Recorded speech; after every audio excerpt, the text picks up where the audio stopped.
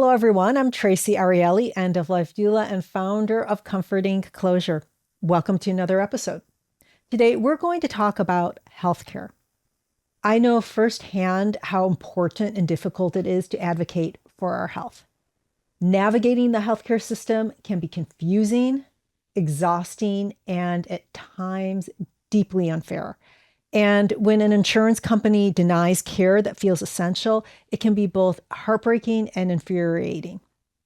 My guest today, Holden Karau, understands that struggle too and decided to do something about it. She created Fight Health Insurance, a free AI powered tool that helps people appeal denied claims and take back some control in a system that often leaves us feeling powerless. Whether you're supporting a loved one or advocating for yourself, this conversation is about empowerment, dignity, and tools that make a difference. So grab a warm drink, find a comfortable seat, and join us for the conversation. Holden, welcome, and thank you so much for being here today. I am honored to have you on the show. Thank you so much for having me. And it's wonderful to get a chance to talk with you. Right. So let's start off. And can you share with us what brought you to this work? Yeah, so I think there's a few different things that brought me to this work. Most of them come from my personal experiences with American healthcare. Also, an important thing to note is that I have a green card. I've lived in America for over a decade, but I come from Canada, so I've seen different health systems before, and I think that's part of what sort of gives me the audacity to think that we can do things better and make change. But so I'm trans. I've had some experiences navigating that part of the healthcare system.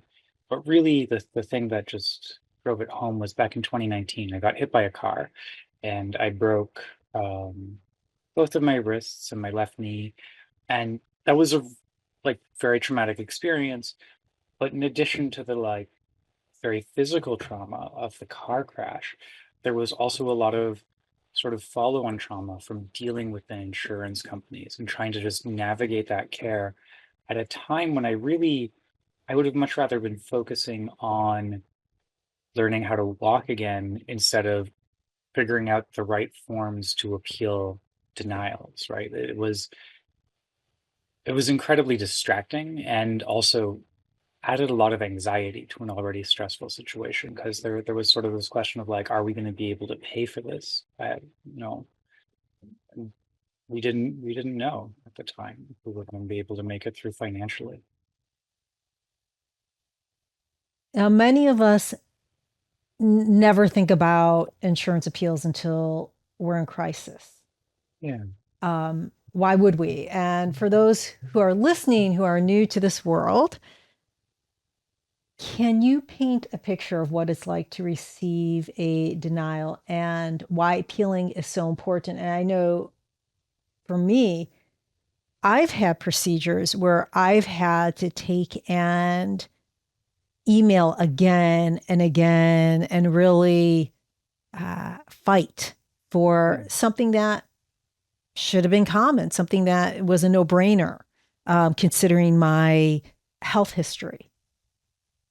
totally. And we see that a lot. There's a lot of denials for things where, in my mind, I don't understand how a human on the other side could have even thought this was the right thing to deny. Um, but so yeah, I'll say that getting a denial, there's many different kinds of denials that you get in our health insurance industry.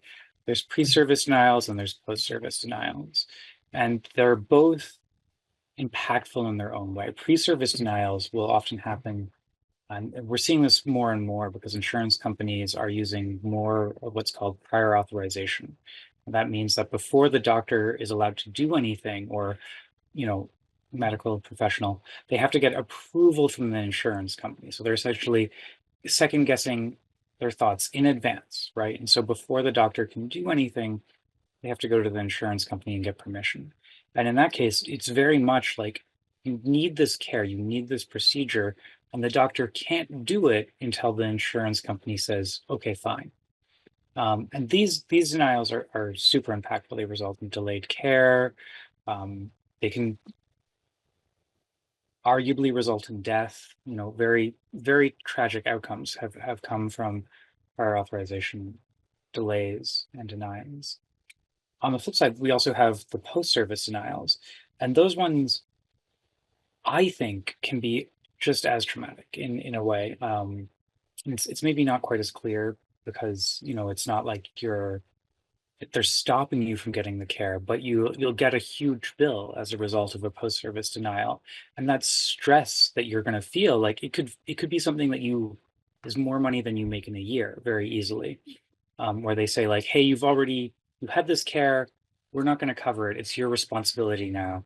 Good luck, right? And these post-service denials, I think, can be just as impactful as the prior auth denials because it's like if you get a bill for $100,000, I don't know about you, but there is no way I'm sleeping well that night, let alone probably several weeks. And I'm used to this already, right? And so it's yeah, It's interesting because like before I get a procedure done, get anything more than just a regular, doctor's visit done, I call my insurance and I say, is this going to be covered? Even something as routine as a mammogram.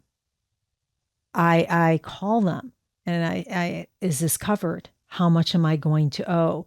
Have you ever seen it where you call the insurance, if someone calls the insurance, they get, oh, this is how much it's covered, or you're going to pay only so much.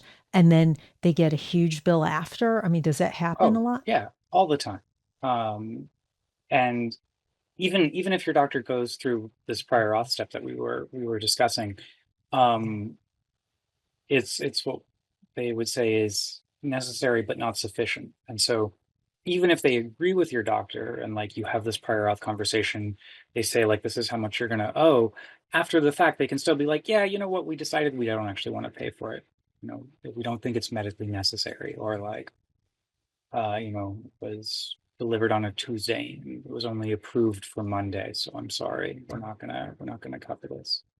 And we see this a lot also with like, so for example, there's procedures that should generally be considered preventative, right? And those are generally required to be billed in certain ways. And depending on your health plan, you normally wouldn't have to pay for that. But sometimes they'll decide after the fact, like, you know what, this wasn't really preventative. We're going to call it diagnostic, and in that case, you are responsible for the full amount. Um, and this can it's it's super frustrating because it to me, like I I understand that like we can't do everything, right? Like that's we live in a world of unequal distribution of resources, and that's not going to change. But at the very least, the not knowing, I think, just adds this extra stress and anxiety on top of it. And even when we try and do all of the right things, like all of the things that people tell us, the insurance companies still come back and it feels like they're playing by their own rules that they've made up, right? In a way. And they'll just say, like, no, we've decided, we told you yes, but now no, we don't want to do this anymore. And it's super frustrating. Um, but appeals can be really helpful in this situation, right? Like a lot of denials that make it all the way to the patient. So sometimes a denial will just go directly to the provider, and the provider might be able to handle it. But when I talk with providers, they're so stressed out from all of the amount of paperwork that the insurance companies are pushing onto them with these prior auths, but they're not getting to all of it, right? And frankly, like they went to school to help you, not to fill out insurance paperwork, right? And we see doctors and nurses leaving the profession over the insurance burden. Um, and in fact, actually, where I grew up, Canada is actively recruiting American medical professionals on the basis that, like, hey, you don't have to deal with all of the same paperwork hell that you have in America. You should come to Canada and work here, right? And if they're working in America or Canada, those are both good, but the fact that that's an effective recruiting tool to me says that our system is broken. Yeah, don't they have to hire, like in a doctor's office, they usually, just an internist, they have to hire Mhm. like two full-time staff members just to deal with Medicare itself. That's, I forget where I heard that statistic, so I'm sorry, I don't quote me on it, but I remember reading that statistic and thinking that's crazy that it makes it's so difficult for doctors to do this. Um, I'm Yeah. curious. Doesn't make before we really get into the nitty gritty, doesn't make a difference of what health insurance company you're dealing with. Doesn't make a difference if it's something like Kaiser where they have their health insurance and they have their insurance and they have their own set of doctors and hospitals. Does it even? Do you know? I mean, yeah, I would say that, and there's studies about this. The data is incomplete, but we do see huge variability in terms of denial rates from insurance companies. In publicly reported data, there are some plans with like 3% denial rates, and there are other ones with over half, right? And it's just like, this is going to make a huge difference. Now, Kaiser is sort of a special case where, in many ways, we would hope they would be better because they have all of these people in house. I would say that Kaiser is in my personal experiences, right? It looks very good for people who don't have anything complex happening. But the problem is you don't know when something complex is going to happen in your life, right? Yeah. And like it's not like I was in 2019 being like, ah, yes, this is the year that I will be hit by a car. I should get very good insurance this year, right? It's like I had no idea, right? Like, and that's part of the theory with insurance is that we spread this risk around people, and we say like, okay, we're all going to collectively put a little up so that we can look after the people who, they draw the short straw. But in many ways, it feels like we have departed from that Yes. very reasonable model to something that is a bit worse. Yeah. So let's talk about Fight Health Insurance. Some people or many people I'd say don't know about it. What does the site do and how can someone use it if their claim is denied? Totally. So Fight Health Insurance, it's a I would say it's a very like almost early 2000s-esque website in terms of how it looks and feels, but we've got a generative AI, so very new things sort of in the back end. And how it works is you go there with your health insurance denial. So you'll normally, when the insurance company says no, they're required to issue a denial. You'll normally be on a letter that they mail to you.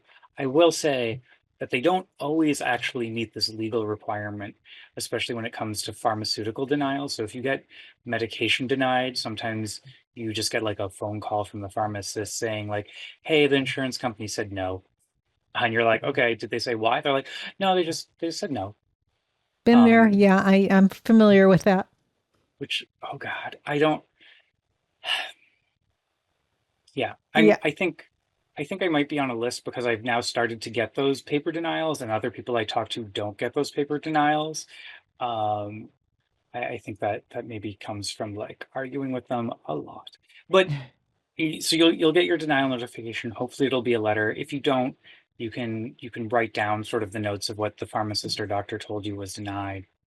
You go to the website, you either upload the denial if you've got it, or you type in what was denied. You can write like an explanation like, hey, the pharmacist said they won't cover prep because I'm not a high risk enough category, right? And then we have a tool to help remove your personal information, and this is because privacy is very important.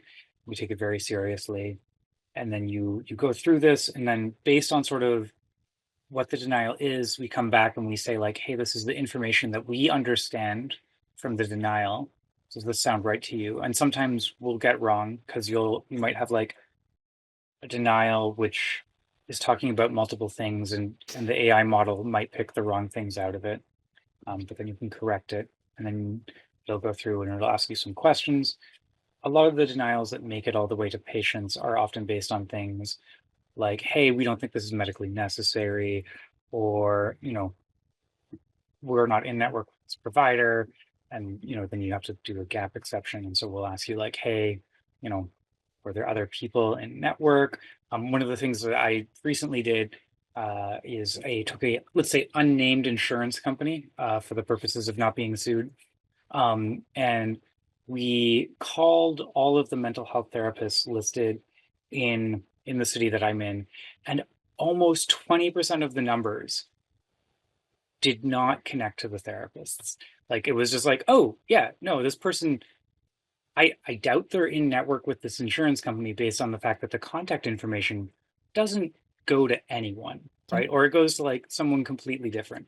Um, and so, things like that, you'll end up like writing like, yes, you say you have people in network, but like I tried to talk to them and they're it's I call it a phantom network. It's like people who ostensibly provide this service, but they don't actually exist. Or if they do exist, they don't provide the service.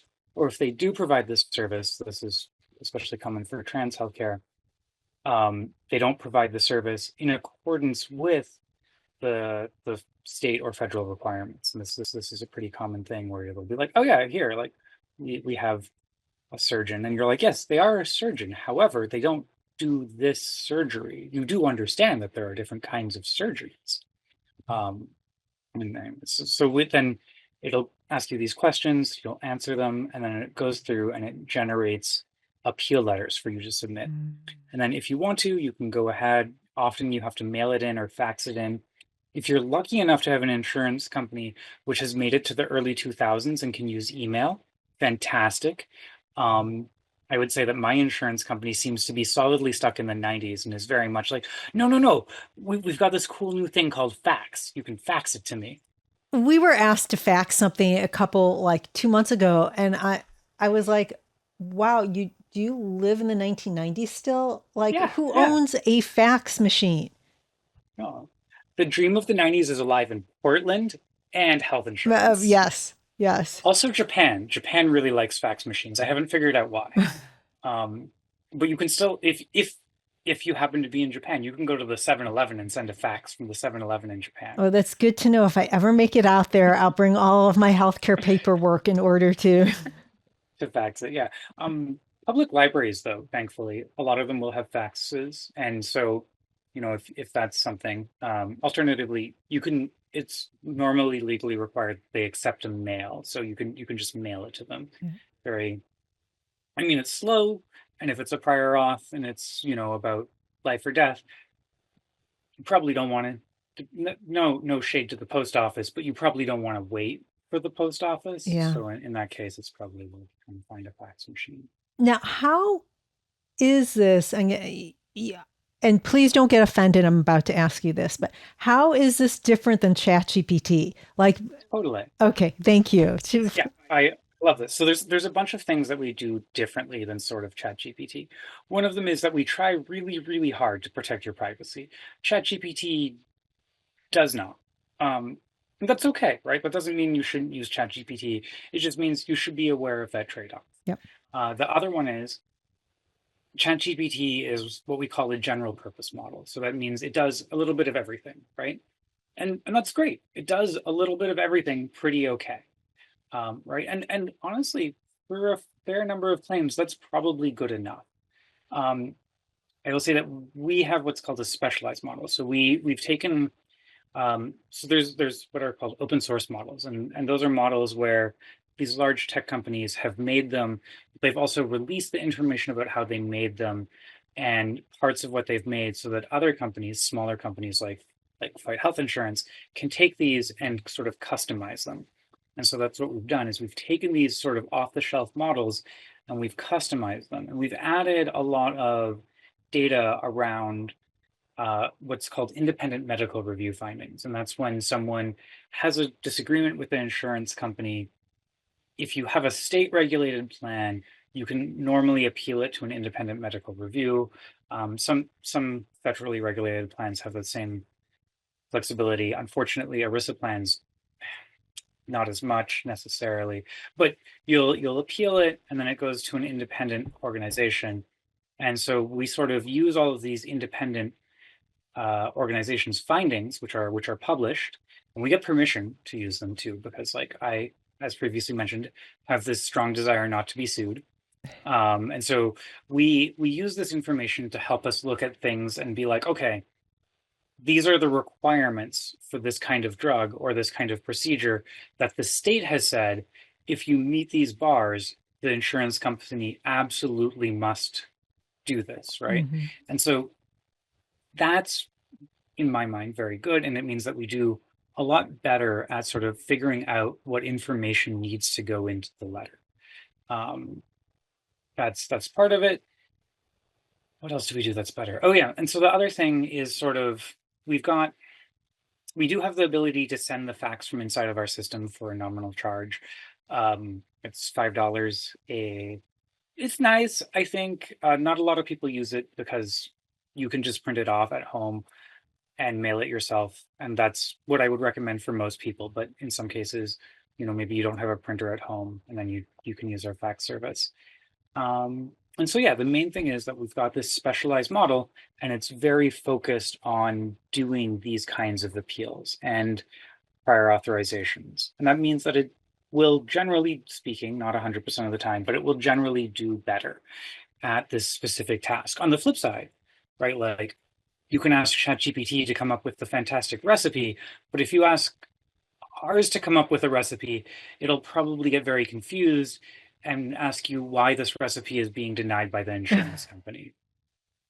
Well, you're right. ChatGPT is good at many things, and not this. I have never used ChatGPT for this, but I can tell you that, as an example, last night when I signed off from Chatty, he told me to have fun snuggling with my cats. So ChatGPT knows all about me and my 3 cats. I don't know what that means, but the fact that he didn't say snuggle with your husband kind of worries me, that maybe I'm telling it the wrong things. But Oh no, no. I love my dog. I love my wife too, but like I if I was making a chatbot, it would definitely, well, if I was making a general purpose chatbot, it would tell you to snuggle your cats. Um, I don't think. people our age really love AI. Like we're Mhm. really getting used to it. But my parents, as an example, they have a difficult time just understanding what an address bar, the address bar is Yeah. a browser. For them, do people, and even for people our age, do we need to know anything about insurance or any legal jargon to use? It doesn't sound like it, but does that impede us at all? I mean, I would say, of course, it's always better if you know more about insurance because it is an incredibly complex system. I think that you certainly don't have to know anything about insurance to be able to use the tool. But if, for example, like we see things where it is life or death, and in those cases, it's always a good idea to get a human to take a second look, right?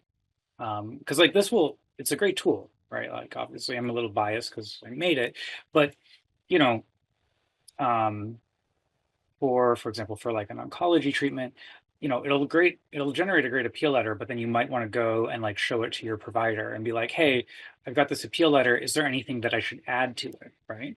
Because like we've got a good data set, but there's also this other data set that like isn't yet in computers, which exists solely inside of people's heads. And so it's always good to get additional information. The other sort of catch and place I would say where I know that we don't do as well as I would like us to is because we're trained on these independent medical review findings, as well as, of course, appeals and other interactions that we ourselves do.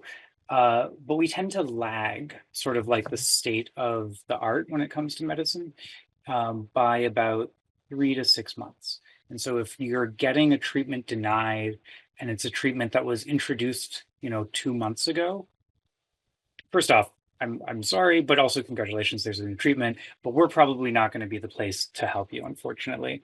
And that's just a reality of sort of it takes time for these systems to get updated because it's based on publicly available information. And it is something where like we're looking at one of the things that I want to try and do is talk to the pharma companies and get them to give us some information as they're bringing new treatments online. Because Mm, then I think we could start doing things even more proactive instead of having this I see. 3 month wait. But like that is, 3 months is still pretty good. And honestly, most treatments that people are doing have been around for more than 3 months. Um, and if they haven't, the insurance company is almost certainly going to deny it anyways. It's rough. So, I'm sorry. Now, I know you receive feedback from users. Are Yeah, there any stories or messages that have really stayed with you from this work? yeah.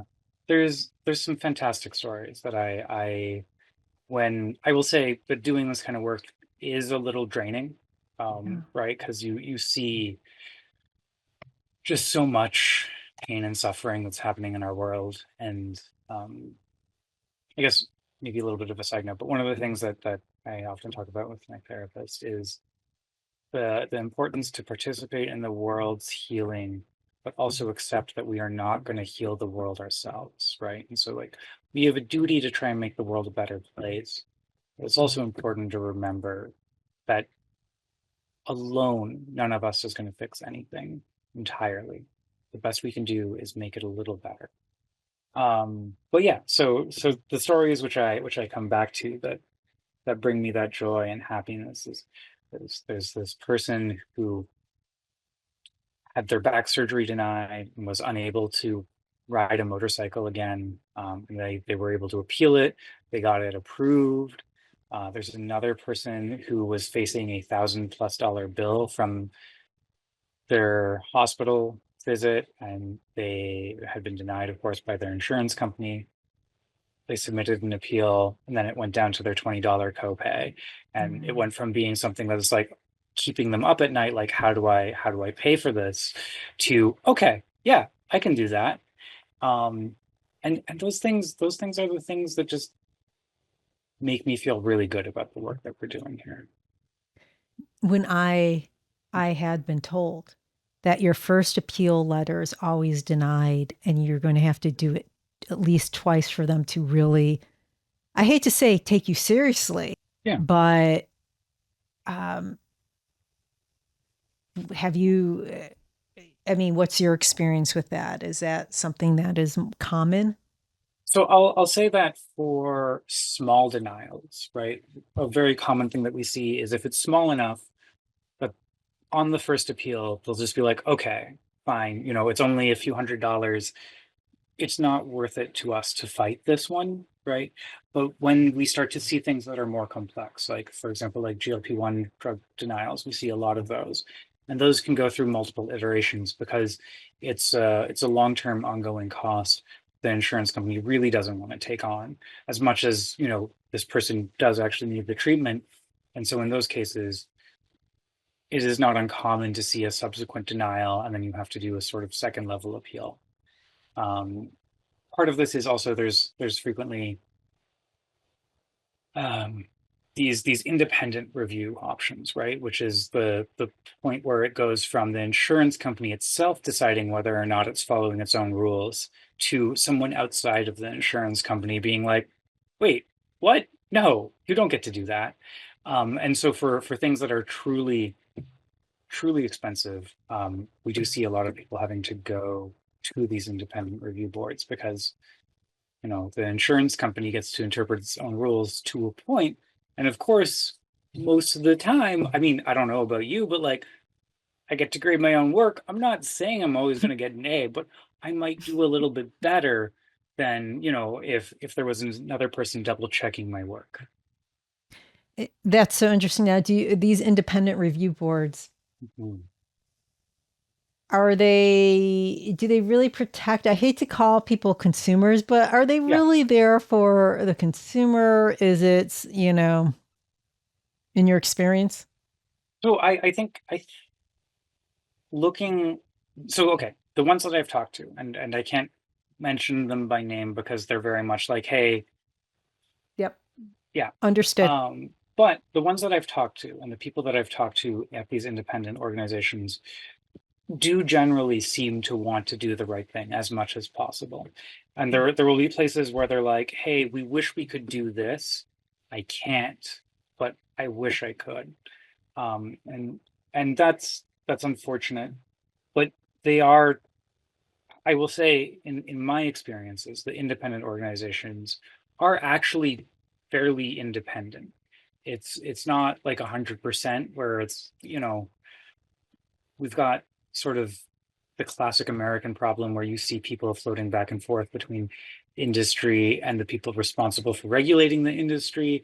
But like the people in the independent organizations do generally seem to be on the side of patients and doing the right thing as much as possible. And so I think if you get your first appeal denied, even if you get your second appeal denied, it is generally worth it to try and go to these independent organizations that, and they're called different things in different states.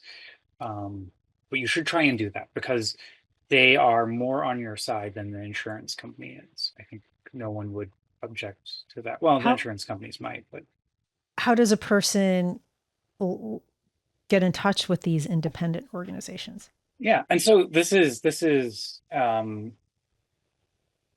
so it does somewhat vary, but generally speaking, you'll submit your first level appeal, and when you get your second denial, right, it will contain the information in there as to like what the contact information is for the relevant independent medical organization. Now, unfortunately, I not not every plan always has the right to appeal to independent review, and this is unfortunate. Sometimes there's a good number of Americans who are insured under certain types of plans where like the most you can do is ask the Department of Labor to like step in, or you can sue your employer. Um, Generally speaking, I will say, and this is not legal advice, but I don't know anyone who's sued their employer and had that be an ongoing long-term working relationship. Yeah. Right. And that's really rough. It's one of the downsides of us tying health insurance to employment in America. Um, is that you might think that you're being insured by Anthem Blue Cross, but actually, Anthem Blue Cross is what we call the third party administrator for your company, right? And when you actually have dispute, the person who you really have the dispute with is your employer, Wow. um, right? And that's kind of rough. I remember back when I worked at Google, we called it paying other people to be mean to our employees, right? It's like, Mm. yeah, we paid Anthem so that we could pretend that it's not us saying no, it's these other people who we're paying. But like, put that aside, and that's rough. That is Um, so interesting. I never knew that. That is so very interesting. yeah, but this also has good. So like, yes, this is really bad because like, generally speaking, suing your employer. I don't want to say that they're going to engage in illegal retaliatory actions, but I think if you talk to lawyers, they will tell you that like there is a suing your employer may have unintended long-term impact on your employability at that company. Yep. Uh, but it does mean that also like in addition to the formal like the so there's like there's the formal process, right, which is what is written down, right? Like we go through these appeals. Sometimes we have the right to go to an independent review board, sometimes we don't. But then if you have a self-insured health plan, which is surprisingly common in America, you can also go to your HR department and be like, hey, tell these people to stop being jerks. And often your HR department will, with a little bit of pressure, if it's not a huge amount of money, sometimes step in and tell the third party administrator to stop being jerks to you. Mm. Um, and I've had this happen. That can work. It's more, yeah, but you do have to remember, of course, that HR is there to protect the company. They're not there to Yep. protect you, right? And so it does have to be the kind of thing where you're like, hey, listen, it's in the company's best interest. And sometimes it genuinely is in the company's best interest because it's like, why are we spending all of this money to like deny people cancer treatment. They're not going to work very effectively without their cancer treatment. And then it's like, Yep. yes, we would like them to work more, Yeah. which is depressing that that's the argument you have to make sometimes. But it is sort of that. I will say we don't currently generate the letter to HR for you, right? We're very much focused on the formal appeal, but it is one of the things that I'm exploring is how we can help guide people through some of these less documented paths. Like they're not the formal path, but it is like, hey, there is this like weird side door, and it may or may not work, but it's a weird side door. It's worth going in to see if there's anyone there to answer your question. So interesting. So, why do you think that this appeals process is so hard to navigate? Most people, when they're denied, they might go call again and try to push through, but hardly anyone I know would actually write an appeal letter or start to get into that process. So why do you think it's so burdensome? Why do you think it's so difficult to navigate? Yeah. So I think right. So saying that it's intentional is hard because I could get Yeah. sued for that. But I think we could say that there isn't a strong incentive to the insurance companies for them to make it easy for us, right? It's like, those mail-in rebate forms. The easier Hmm. you make it to claim the mail-in rebate, the more money they're going to have to pay out. So there's no particular incentive to make it easy. We're not saying that they're making it hard intentionally. It's just like if I've got $5 to spend, do I want to spend it on giving away more money, or do I want to spend it on, let's say, shareholder buybacks? Do I want to buy a bunch of shares back? And of course, there's limits to this Yeah. and trade-offs, but it is interesting. Now, I think there are some insurance companies that there's different ways that insurance companies look at the same problem, right? And some of them will look at this problem and be like, well, I probably have to pay these claims anyways. Let's find a way to process them cheaply. And then there's other insurance companies that look at these problems and go like, you know what? I don't think I have to pay these claims. I'm just going to make it really hard. But of course, we're not going to say who because I do not want to be sued. Yeah. Now, I'm sure with all the news that's out there, we could infer, we can guess, or whatever. And I'm sure it's more than just one health insurance company. Hmm. Um, it must have really floored you coming from Canada to the United States. How old were you when you came to, if you're comfortable with Oh yeah, telling us your age, when you moved from Canada to the US? yeah. I think I was. I remember I was legally allowed to drink in America, but not by a Okay, so lot. you're So over 21. yeah, I was Okay. over 21. I'd experienced Canadian healthcare, right? I'd, um, but I hadn't been through a lot of life experiences yet, right? It was like my early job out of college. But did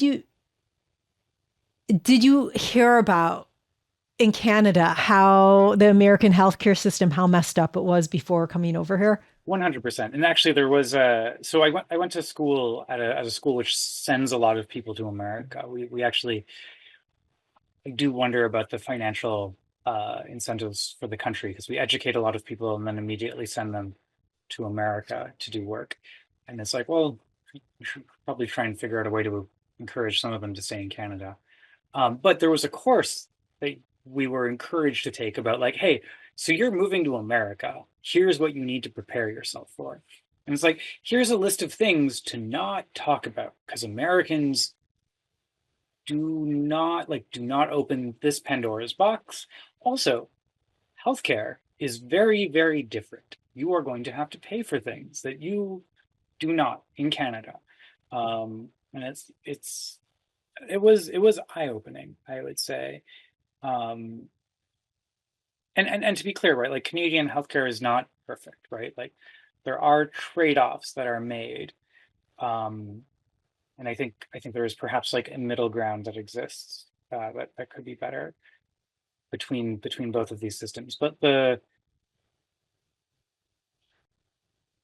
just the complete yeah, I remember like going to an American physician and being asked for my visa and just like not it took time for me to understand what was happening. I was like, why do you need my visa? I don't know what.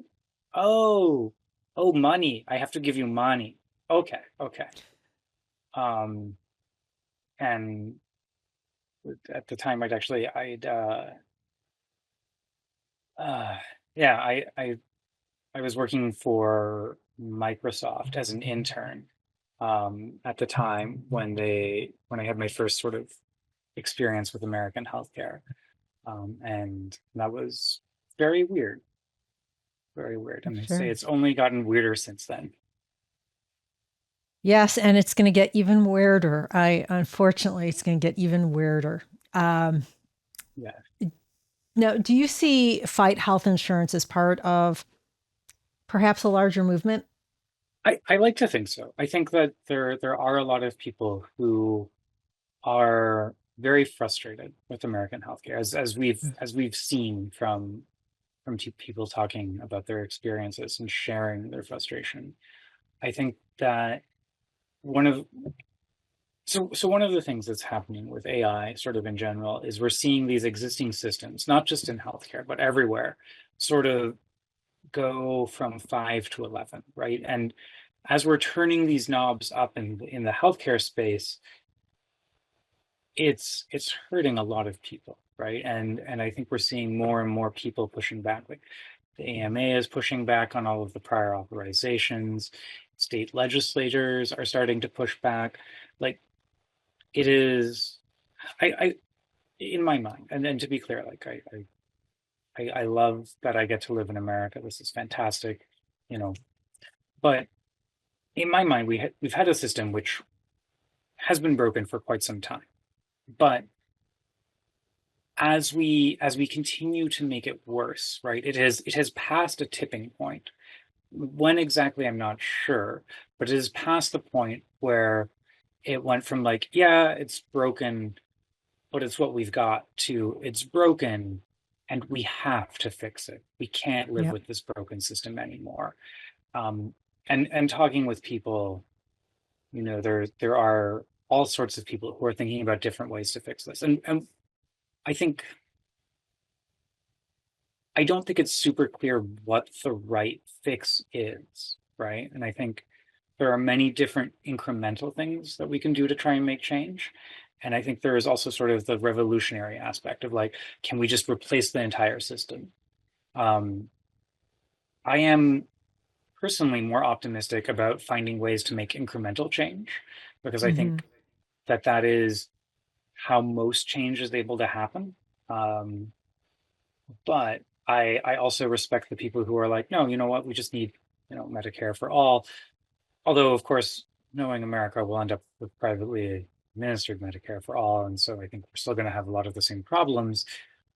But like, I think there are many different things, and so many people are trying right now, and I'm very hopeful. Obviously, I hope Fight Health Insurance is part of what ends up being successful, but I am optimistic that we've passed this level of brokenness, and we're going to get to something that is less broken.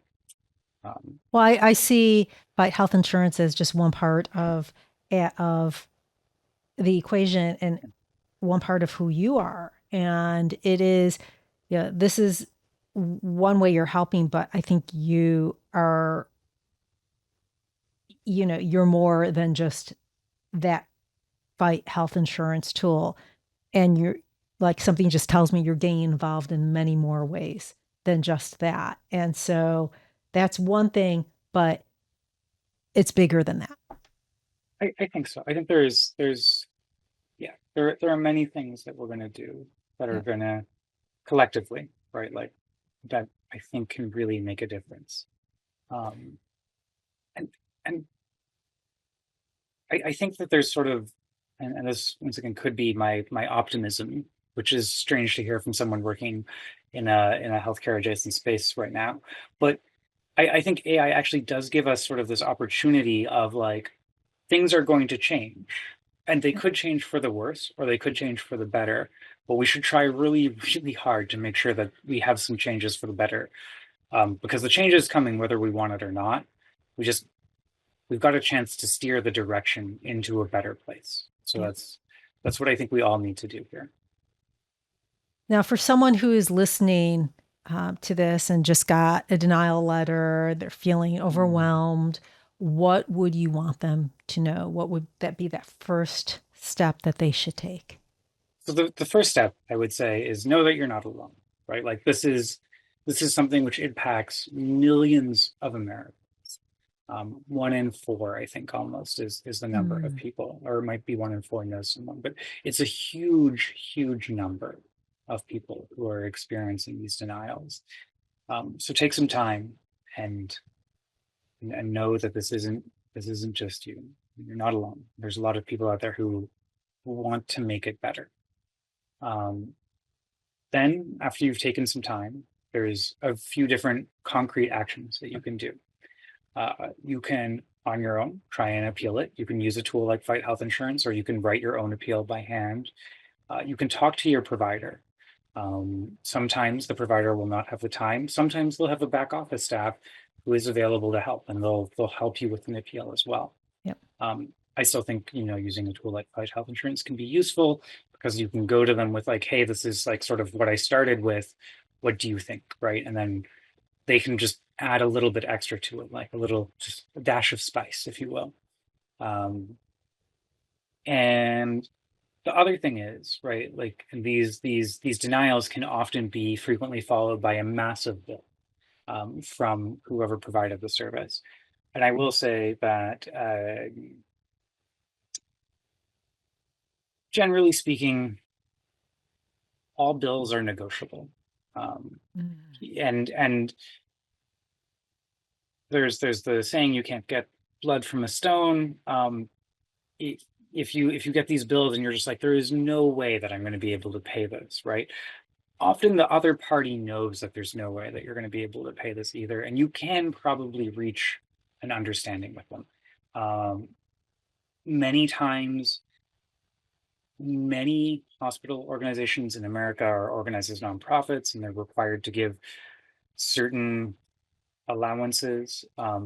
If you're getting denied for medication, often there are patient assistance programs or patient access programs, and the patient access program and patient assistance program can be co-located or they can be separate. And so you can have things like copay assistance cards, which help you pay for some of something that you can't pay for, or and we've got Medicare. Of course, there's restrictions around this because regulations, or they also have these patient access teams, and these patient access teams can be very helpful. Their job is essentially to help guide you through the insurance nightmare. And so we've got this incredibly challenging system, and it's so challenging that all of the counterparties, except for the patients, have people dedicated to helping navigate this complicated, broken system. Mm. And the key is to find someone whose interests are aligned with you and get them to help you navigate this system, right? So is it a hospital, and you don't have the money, so they can help you try and get it approved through the insurance company, and then they can get paid. Is it a pharmaceutical company? Okay, well, they probably want you to take their medication so they can get paid from your insurance company. Go to them and see if they can help. And not always, but it's a lot better than just trying to navigate it yourself. Couple more questions. I think we're at the top of the hour, but and I appreciate it, but this is such an important conversation. Are there any mistakes that people that you see that they're making when trying to appeal? And what are they, and how can we prevent that from happening? So I would say the more common mistakes that I see is not submitting appeals in time so that you have a fixed length of time to appeal what is called an adverse benefit determination, aka a denial. And so you want to reply to these relatively quickly. The denial will normally tell you how much time you have. The other one is also just like giving up too quickly, right? As we mentioned, there especially for more expensive things, can be multiple iterations of appeals, and it is overwhelming, right? And to be clear, like I don't think this should be the system that we have, but it is the one that we do have today. And so you have to get through this, right? And you have to stick with these multiple levels. The other one that I see is often essentially this is especially common for things like GLP-1 denials, which we see a lot of, is providing other information that might not have been in the original submission can be super helpful, right? So if you've got things like, you were doing this managed weight loss program for years, right? Or like maybe it's like, yeah, my back has hurt. I've tried all of these modifications, right? And that might not be in your medical chart, and the insurance company might not have that information, right? Like they might not know that, you've tried these modifications to your daily routine without any success. And so providing that is actually super important and can be super helpful to getting an appeal approved. What are your hopes for the future of Fight Health Insurance? Are there any new features? I know that you mentioned a couple, but are there any collaborations that might be in the work that you can talk about? Yeah, I will say that we have some early conversations with some durable medical equipment places about finding ways to help their patient access teams be more effective. Um, Obviously, I hope those work out because that would be great. I think the next thing that we're probably going to launch is a chat-based interface, because right now what we've got is very sort of workflow oriented. Like you go there, you upload your denial, you step through it, and then we put out an appeal at the end, and you choose the one that you think is best. But um, as more and more people become familiar with ChatGPT as an interface, you know, a chat-based interface, I think, makes a lot more sense. It gives more flexibility, but it still lets us have sort of this domain-specific AI, right? Like, so it's the AI is trained on all these medical denials and appeals, and so it's able to be better at this, but still have a sort of familiar interface for people. Um, then we also have Fight Paperwork, which is a professional-focused version of this, and we're probably going to continue to iterate on that. And it's the same core model between the two of them. And that's just something for, patient access teams, for providers, to appeal the denials that they get. And hopefully they will appeal more denials before they make it to the patient. And then everyone wins because they get paid, and then the patient doesn't have to deal with the denial. And I guess everyone except for the insurance company. But it's hard to think of them as overly important. That's amazing, though. It's amazing that you are taking and empowering doctors' offices and people who are in this profession of trying to help people, that you're empowering them to help more quickly and probably more precisely also. That is the hope. That is the hope. We want more people. It is going to take so many people to fix our system, and we want to help everyone who is working to fix our system to be faster. I really appreciate that you have stepped in. You saw that there was this huge problem. Just a normal person with a 9 to 5, or in the Valley, 7 to 7. Yeah, yeah. But our job, and just and you said, I want to do something about it. So you stepped in and you actually are doing something about it. And I really appreciate that. And I thank you for doing that. Not many people would. Thank you. Thank you so much for talking about this and sharing it Yeah. with people. If listeners want to support this work, what is the best way that they can do that? Thank you. That's a great question. So I mean, there's telling your providers about it. Like if you work with a provider, more professional users that we have, the easier it is for us to sort of continue to exist. If you happen to, and this is a very long shot, if you happen to know a manager at a mid-market pharmaceutical company or durable medical equipment company or small cap or large cap, really whatever, if you happen to know any of those people who are stressed out with their patient access teams, we would love introductions to them. That's a super long shot, but you never know. You never know. I was actually just was at the gym talking with someone, and it turns out that their boyfriend works in the patient access group at one of the companies that we're talking with. And it's like, oh, cool, let's connect. And then there's also just telling other people about it. If you want, we do have an option where people can support our development on the website with money. Money is always good. It keeps the lights on. Uh, we we've done what we can to keep our operating costs low, but they're still non-zero, right? And that's the Yeah. reality. Yeah. Well, Holden, thank you so much for being on the show and doing the work that you do. Um, so again, folks, Fight Health Insurance is online. If they want to connect with you directly, Yeah, if anyone wants to connect with me directly, you can email me. It's holden@fighthealthinsurance.com, or you can even text me or call me. If you call me, I might not pick up the first time just because I get a lot of spam.